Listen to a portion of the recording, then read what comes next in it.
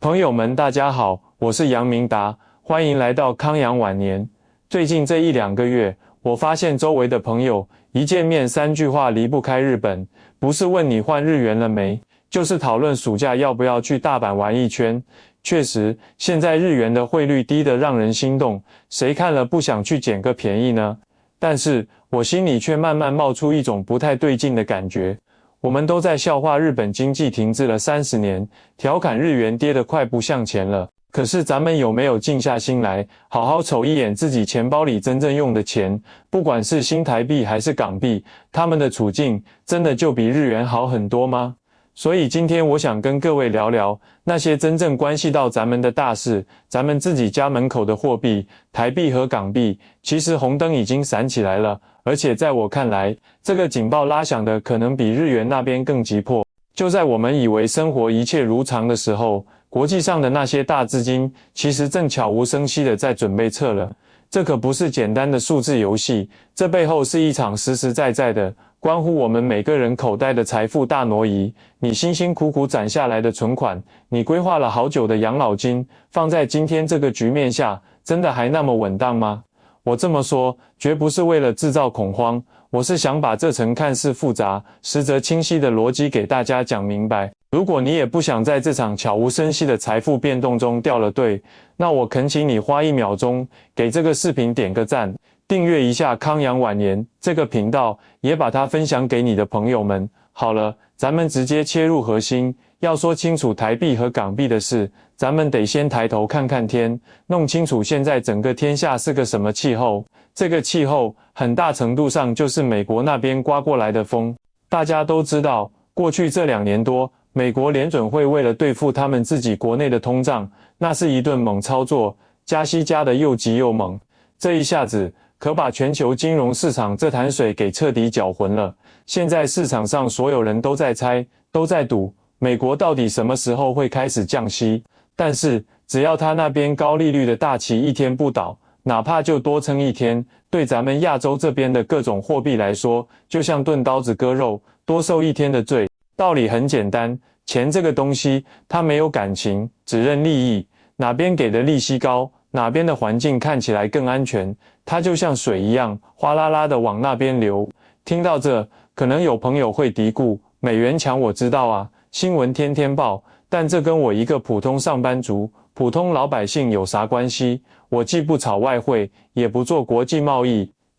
你要是这么想，那可能就踏入一个最常见的误区了。汇率这个东西，绝不只是国家层面，财经新闻里播的数字，它就像空气一样，无处不在，直接影响着你我的生活。它决定了你手里的钱能换来多少东西，决定了你存在银行的那笔钱，放在全世界的天平上称一称，到底还有多少分量。大家现在只看到日元贬值了，去日本玩开心，买化妆品，买电器觉得划算，但你有没有反过来想过，如果咱们自己用的台币也一天天软下去，或者说香港那边坚守了几十年的联系汇率制度，万一有点风吹草动，那会是个什么场景？接下来我要说的第一个重点，就是咱们再熟悉不过的新台币，它眼下到底面临着什么样的真实困境？可能很多朋友会觉得，台湾经济不是挺好的吗？你看股市10000点以上好像也撑了挺久，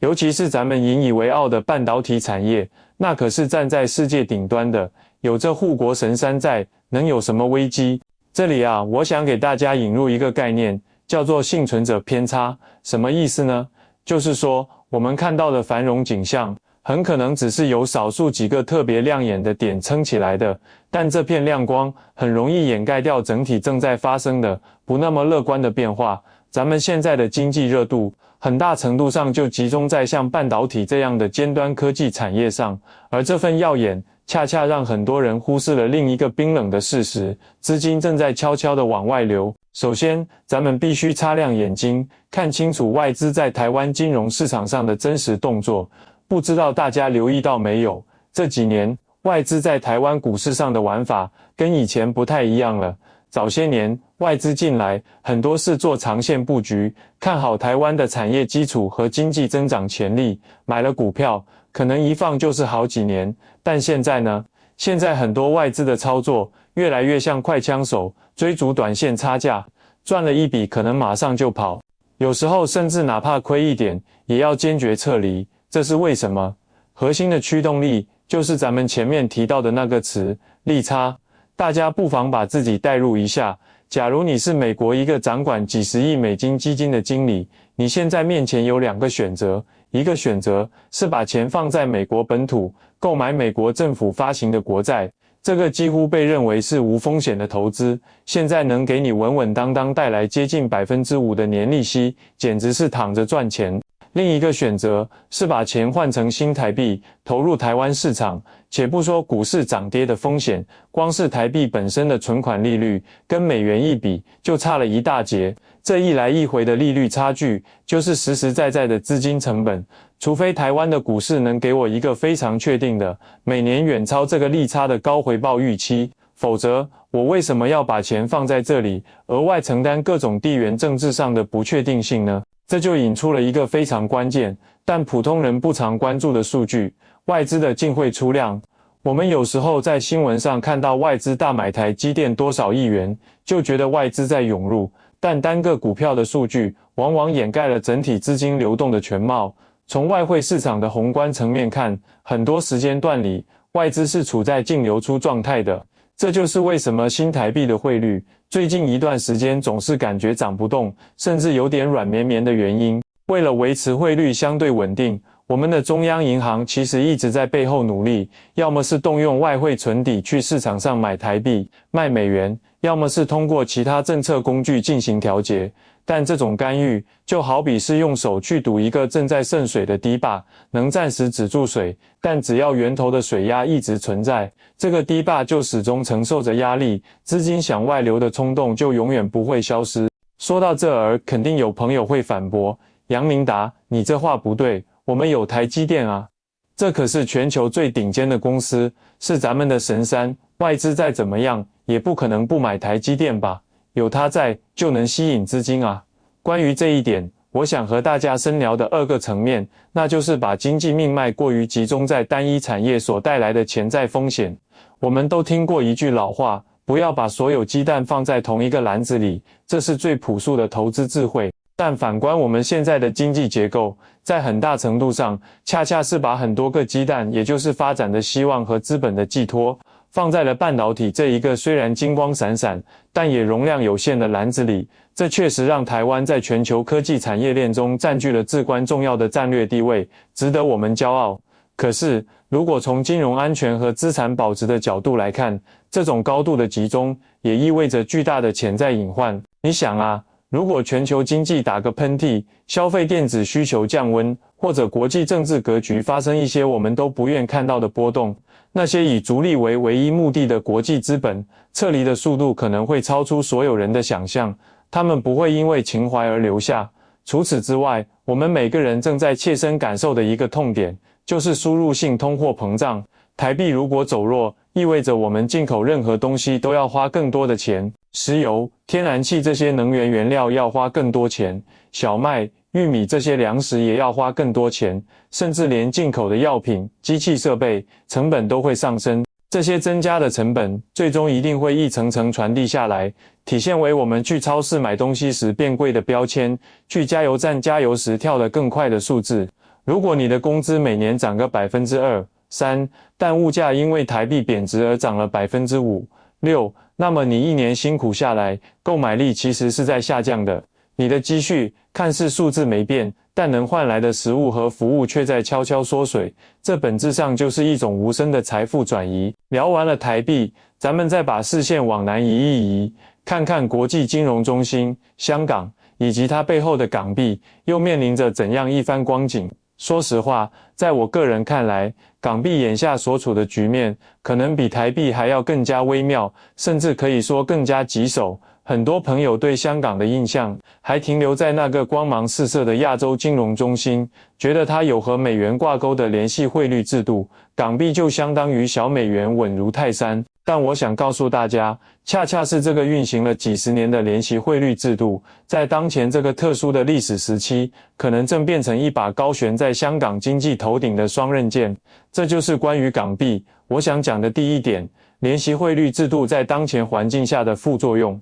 我给大家简单解释一下这个制度，它就像是用一根非常坚固的绳子，把港币和美元死死地绑在一起，汇率固定在大概 7.8 港币兑1美元的一个载幅区间内。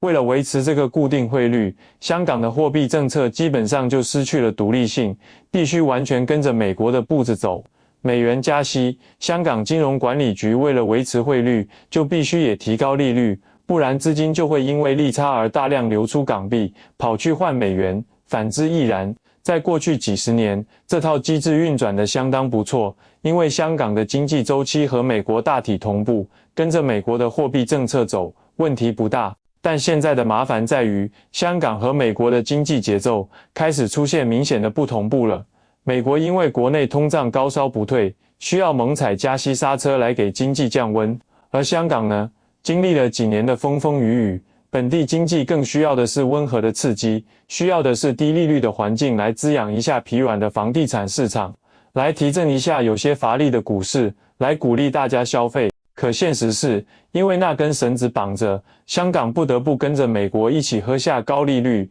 这杯可能并不对症的猛药。这就像一个原本身体有些虚弱，需要温补调理的人，却被绑在了一辆高速狂飙的赛车旁边，被迫跟着一起吃高能量的兴奋剂。短期可能扛得住，但长期呢？身体能受得了吗？反映在经济上，结果就是香港的资产价格承受了巨大的压力。大家可以去看看新闻，香港的楼市从高点回调了多少？写字楼的空置率怎么样？股市的成交量如何？对于那些身上背着浮动利率房贷的普通市民来说，每个月的供楼压力实实在在增加了。如果这种高资金成本的状态持续下去，而资产价格又迟迟不见起色，就会形成一个恶性循环。资产价格跌，财富缩水，消费投资意愿低，经济更疲软，资产价格进一步承压。第二点，我想谈一个更深层次，也更关乎根本的问题，那就是国际资本对于香港这座超级联系人角色的信心，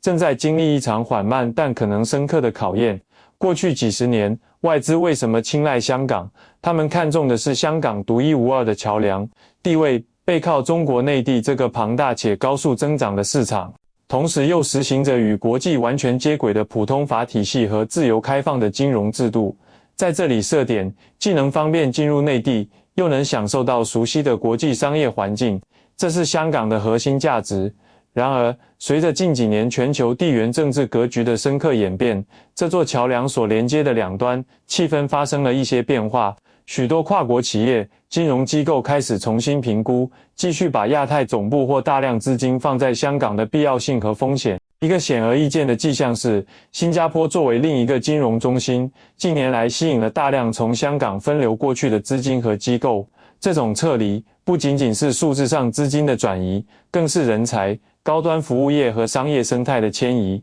当核心商业区的写字楼不再那么抢手，当原本繁忙的 IPO 市场变得有些冷清，当一些国际机构开始调整区域布局时，这些都不是孤立的信号，它们共同指向一种趋势性的变化。对于那些持有港币资产，或者在香港有房产、有投资的朋友来说，这迫使我们不得不思考一个有些沉重的问题：如果未来某一天，香港为了捍卫联系汇率制度，需要付出更大的经济代价，或者极端情况下，市场对这套制度本身的信心发生动摇，那么我们所持有的港币资产，其购买力和价值将会面临怎样的重估？说到这里，我想请大家暂时停一停，放下手机，认真想一想，我们大多数人每天朝九晚五，辛勤工作，省下钱来存银行、买理财、供房子，满心以为这样就是在积累财富，为未来打下基础。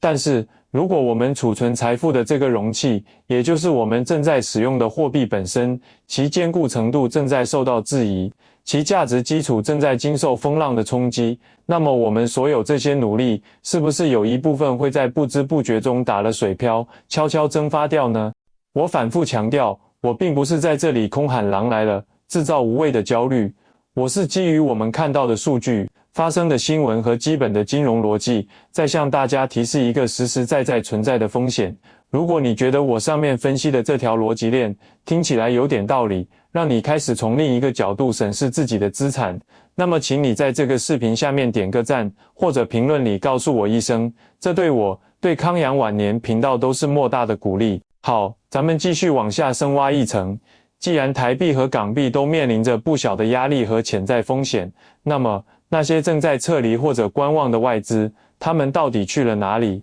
弄清楚钱往哪儿跑，我们才能更好地判断风向，思考我们自己的小船该怎么调整航向。从全球范围看，这些流动的聪明钱去向其实相当清晰，主要集中在这3个方向的一个方向，最简单直接就是回流美国本土。这正是我们前面利差逻辑的直接体现，追求绝对的安全性和可观的现金回报。大量资金回到美国，涌入美国的国债市场，也去买那些基本面扎实的科技巨头的股票。这也部分解释了为什么美国在持续加息，理论上应该抑制经济的情况下，它的股市还能表现得相对有韧性，因为全球的资金都在某种程度上给它输血。第二个方向是流向了一些被重新发现价值的新兴市场，或者黄金这类传统的避险资产。不知道大家关注没有？不仅是中国，全球很多国家的央行这2年都在默默的、持续的增持黄金储备，金价也一路攀升，创下历史新高。这背后反映的是一种深刻的集体心态，对纯粹有主权信用背书的纸币产生了越来越强的不信任感。当各国央行和巨型投资机构都在用真金白银为自己买保险的时候，如果我们普通家庭的全部资产仍然是以单一的本国货币现金形式存在，那在极端情况下，可能就会显得非常被动。第3个方向是跟着全球产业链重构的步伐在移动。过去20年，全球化高歌猛进，产业链高度集中在像中国这样的世界工厂。但现在，出于分散供应链风险的考虑，很多企业开始了中国+1或者区域化布局的策略。与之相伴的是资本的流向也在变化。一些东南亚国家，比如越南、印尼、泰国，或者远一点的墨西哥、印度，正在承接更多的制造业投资。这种资本的转移，不是炒股炒汇那种快进快出，而是建造工厂、铺设生产线、训练工人的长期投入。这种转移才是最值得警惕的，因为它意味着就业机会、经济增长引擎和未来税收来源的转移。资金和产业一旦流走，再想请回来就难上加难了。那么，面对这样一幅错综复杂、暗流涌动的宏观图景，面对台币和港币可能存在的贬值压力和资产重估风险，我们这些普通人难道就只能束手无策、眼睁睁看着吗？当然不是。虽然我们无法改变美联储的决议，无法左右国际资本的流向，也无法单枪匹马扭转宏观经济的大势，但是我们完全可以在我们个人和家庭的微观财务层面，主动的、有策略的构筑一道防洪堤，做好防御性的部署。这里我有几个非常具体、可操作的建议，想分享给大家。第一，从现在开始，务必建立起多币种资产配置的思维，千万不要把你所有的家庭财富都放在新台币或者港币这一个篮子里。如果你的积蓄绝大部分都是台币或港币定期存款，那么我强烈建议你可以开始考虑将一部分转换成美元资产。请注意，我这不是鼓励大家去炒外汇、赌汇率短线涨跌，而是把它作为一种重要的风险对冲工具。道理很简单，如果未来台币因为各种压力继续贬值，那么你手里这部分美元资产，因为相对升值，就能在很大程度上抵消你在台湾本地生活所面临的进口商品涨价、通货膨胀的压力。这就好比为你家庭的财富购买了一份保险。现在在银行开设一个综合外币账户非常方便，你可以很方便的兑换和持有美元。关键不是操作难度，而是你有没有这个意识，并付诸行动。第二，立即重新审视你和你家庭现有的债务结构。在利率可能长期高企、货币汇率存在波动风险的环境下，保持过高的负债杠杆是非常危险的一件事。特别是如果你身上背负着浮动利率的贷款，比如是与银行基准利率挂钩的房贷，请你务必坐下来，仔细算一笔账。如果未来1-2年利率维持在当前高位，甚至因为资金外流而被迫进一步升高，你每个月的还款额会增加多少？你的家庭现金流能否稳稳覆盖，并且不影响基本生活质量和应急储备？过去那种低利率时代，借钱就是赚钱，杠杆越大越好的思维，必须要彻底扭转了。现在是考验现金流和生存能力的时候，现金为王不再是一句空话。尽可能减少非必要的消费负债，提前偿还一些高息贷款，保持手头有充裕的活钱，比什么都重要。第三，可以适度关注并配置一些像黄金这样的硬资产。我们前面提到，连各国央行和大型机构都在增持黄金。对于普通家庭而言，将家庭金融净资产的一小部分配置在实物黄金或者信誉良好的黄金 ETF 上，是应对极端货币风险和经济动荡的压舱石。黄金本身不会产生利息，它的作用不是博取高额回报，而是在信用货币体系出现剧烈波动或信心危机时，它作为千年来的终极价值载体，能够为你保住一部分最核心的购买力。它的核心功能是财富的保全，是最后一道防线。第四点，也是我认为最根本、最长久的一点，就是持续的投资你自己，不断提升个人创造价值的能力。听起来像是老生常谈，但在经济周期波动、行业兴衰更替的时代背景下，任何外在的资产、房子、股票、货币，其价格都可能大幅波动。唯有你自身拥有的知识、技能、经验和解决问题的能力，是任何人都拿不走的核心资本。当外资撤离可能导致某些行业收缩，当经济下行可能引发企业裁员时，只有那些具备不可替代性的专业人才，才能屹立不倒，甚至能逆势找到新的机会。把时间和金钱投在自己的学习和技能升级上，是任何时候都不会亏本的投资。我们必须清醒地认识到，过去那20-30年，由全球化红利、人口红利、货币宽松所共同造就的黄金时代，那个几乎闭着眼睛投资都能赚钱的舒适期，很可能已经正式结束了。我们正处在一个历史性的转折阶段，旧有的模式在褪色，新的规则在形成。货币的价值逻辑、国家间合作的逻辑、资本全球配置的逻辑，都在发生深刻而复杂的变化。所以，朋友们，别再只是隔岸观火般的调侃日元贬值了。日本国民确实在承受货币贬值带来的痛苦，但另一方面，日本企业和国民在海外拥有规模极其庞大的资产和投资，他们的家底和抗风险能力可能比我们想象的要厚实得多。反观我们自己，如果我们只把目光投向远方，却对身边台币、港币发出的细微警报声充耳不闻，那么等到潮水真正退去，风浪真正来袭的时候，我们可能会发现自己毫无准备，措手不及。外资的撤离从来都不是因为他们胆小，恰恰相反，他们是最敏锐、最冷酷的温度计和风向标。他们用真金白银的流动，表达了对不同区域风险和回报的评估。作为普通人，我们没有能力去指挥这些巨量的资本，但我们完全有智慧，也有责任，为自己的家庭和亲人的财富筑起一道理性的防线。我们不要在这场大变局中做一个懵懂无知的旁观者，更不要因为后知后觉而成为代价的承担者。今天这期视频，